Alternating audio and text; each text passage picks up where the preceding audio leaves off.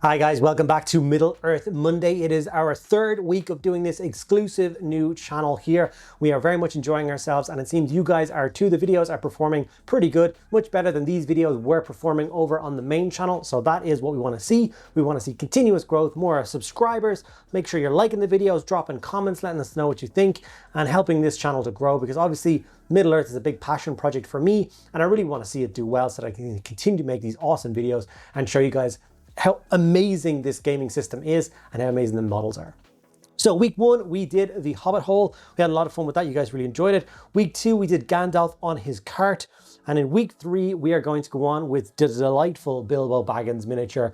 It is an absolutely stunning piece. It's just, it fills your heart with like joy. He's sitting there with his little book, which of course is his own tale is in there. And then obviously he'll give it to Frodo and he'll finish it off with the Lord of the Rings. And he's got the ring in another hand. He's all decked out. He looks beautiful. And he's just going to be a really fun thing to paint. I've told you already, so let me just recap. The purpose of this series is to go through kind of the books and movies in order.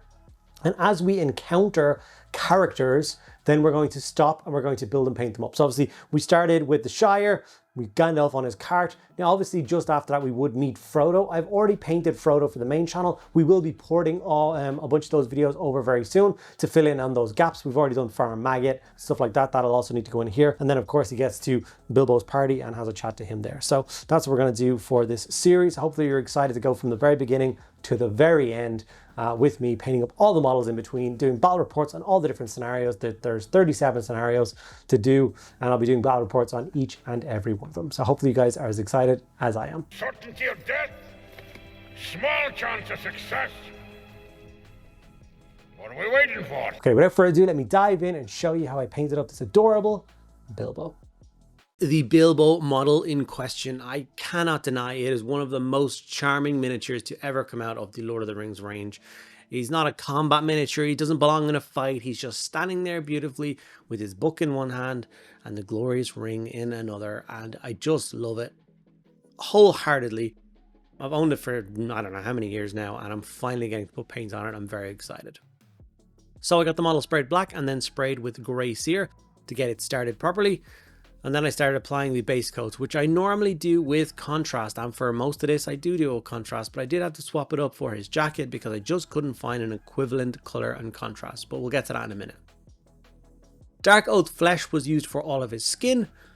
Obviously, the hobbits like spending a lot of time outdoors, so they're not exactly as pale as you might think. So I decided to start from a little bit of a darker skin tone. Flesh Terror's red was then brought out for his lovely little waistcoat. And we very carefully got that base coated in.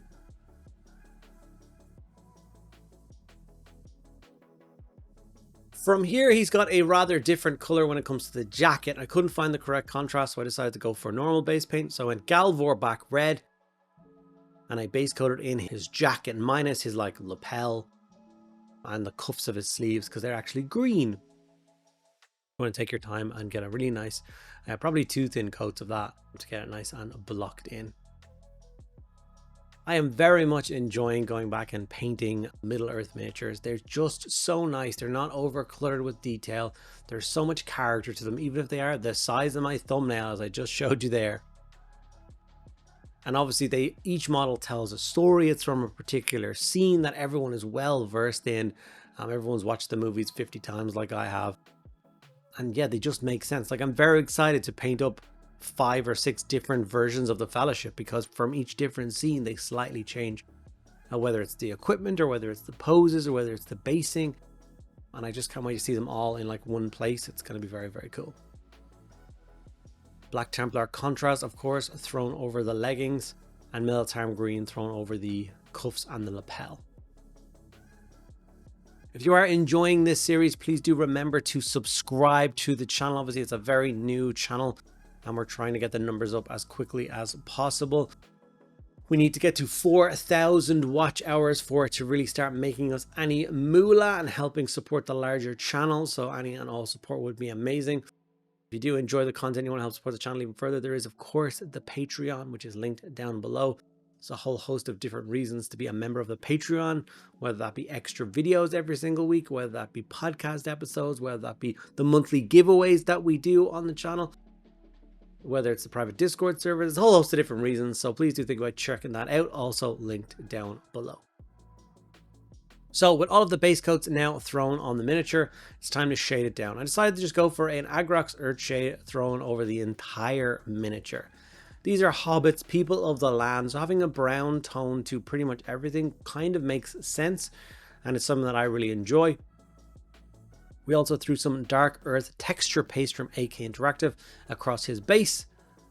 Obviously, once again, giving that rich earthy soil under his feet, which once again makes a lot of sense for a hobbit. Once the texture paste was fully dry, we gave it a dry brush of a light orange color. This adds that richness into the soil, and then after that, a little bit of bone just to brighten it up a little bit. Very simple technique, but it's what I'm going to do for pretty much all the Lord of the Rings bases that need like an earthy base. We'll get something like this.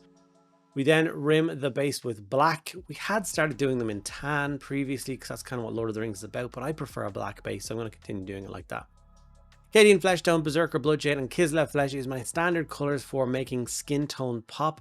But I decided I didn't want to go for the red rosy skin, as this chap is very old if you go by the number of candles on his birthday cake.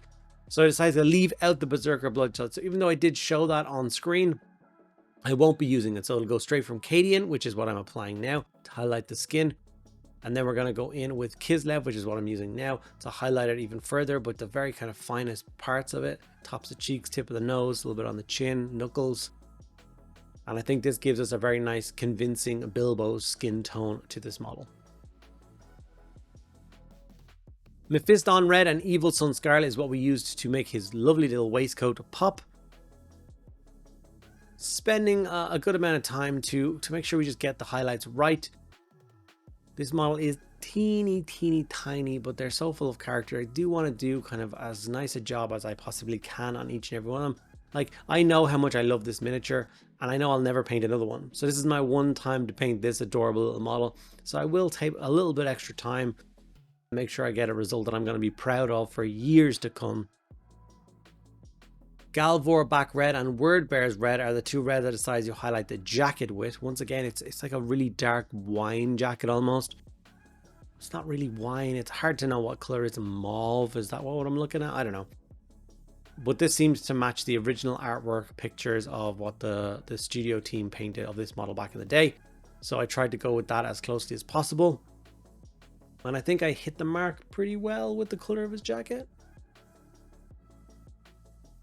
As you can see, he's already really starting to come to life. Now, I know I'm going, the series for Middle-earth, as you know, is going through kind of, as characters appear on screen, that's when I'm going to paint them. And I know we've done Gandalf on cart, and then we've jumped to Bilbo. I know that Frodo is in between those two encounters, but I've already painted a Frodo on the previous channel, so I'm just going to port that video over. I'm going to do a new intro for it, so it makes a little bit more sense. And then drop it in as well, so that you guys can see that.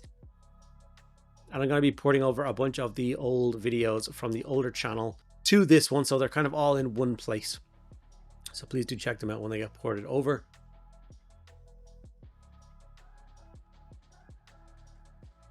And that's basically my idea for this series, is as characters appear in the story, that's when I'm going to paint them up. And when we get to a fight, that's when I'm going to play through that fight as a little battle report. And I think it's just going to be a really fun time. So you're going to see loads of different models used.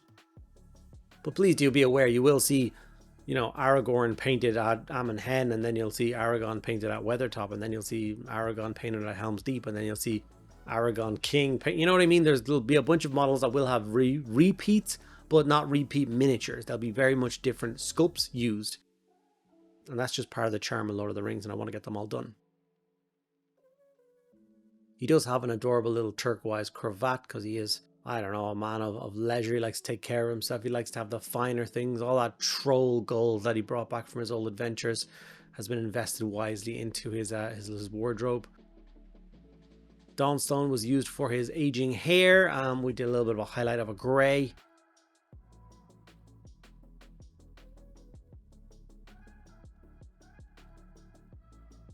Just add a little bit of pop. You don't need to go crazy with this. It's just really nice. After that, a bit of super glue and added in some nice, like, lush green grass tufts. as if he's standing in his little garden. There's some shrubs around. And with that, we have our finished Bilbo Baggins miniature, released I don't even know how many years ago. Finally painted up and on my collection shelf, looking swish. And yeah, I'm very much excited. So after Bilbo, we should realistically see Merry, Pippin and Sam. So those will be the 3 other models which will then get ported over because I've already painted them. So then we'll have to figure out what comes after that. Thank you guys so much for sticking around. I hope you enjoyed this video and you're looking forward to next week's video, and I'll see you then.